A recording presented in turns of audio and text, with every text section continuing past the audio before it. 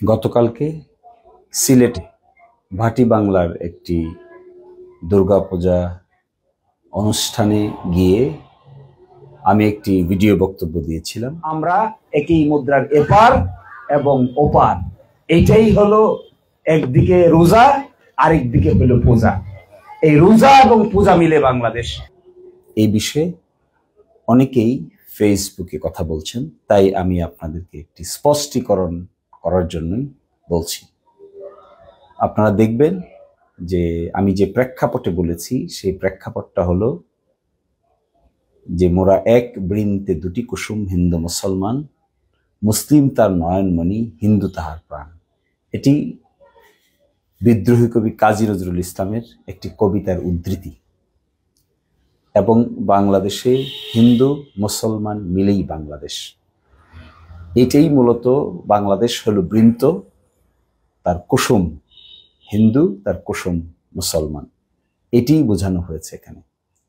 তার সাথে সাথে একই মুদ্রার এপিঠ এবং অপিঠ, অর্থাৎ বাংলাদেশ যদি একটা মুদ্রা হয় তাহলে এই মুদ্রায় মুসলমানরা বসবাস করেন, তারা রোজা পালন করেন, হিন্দুরা বসবাস করেন, তারা পূজা পালন করেন। এটি একটির সাথে আরেকটি মিলানোর বিষয় না, এটি যে যার ধর্ম সেটি পালন করবে।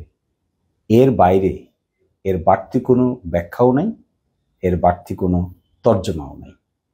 ফলে আমি মনে করব যে আপনারা যদি কেউ ভুল বুঝে থাকেন তাহলে বক্তব্যটি যদি শুরু থেকে শেষ পর্যন্ত আবার দয়া করে দেখেন তাহলে আমরা কৃতজ্ঞ থাকব। আর শুধু একটি কথা বলবো যে সাম্প্রদায়িক সম্প্রীতির এই ভাটি বাংলায় কারো ধর্মে কেউ হস্তক্ষেপ করে না, যে যার ধর্ম স্বাধীনভাবে পালন করে। আমরা রোজা পালন করি, এটি আমাদের ধর্মীয় বিধান, এটি আমাদের 5টি স্তম্ভের একটি স্তম্ভ।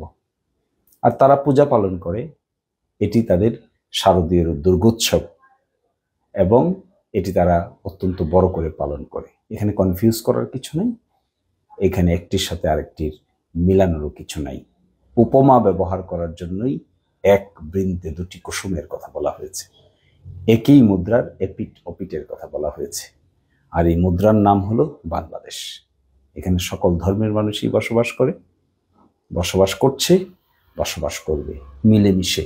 আর ভাটি বাংলা তার জ্বলজ্জন্ত উদাহরণ। আশা করি এই বিষয়টি এখানে সকলেই ইতি টানবেন। ধন্যবাদ সবাইকে।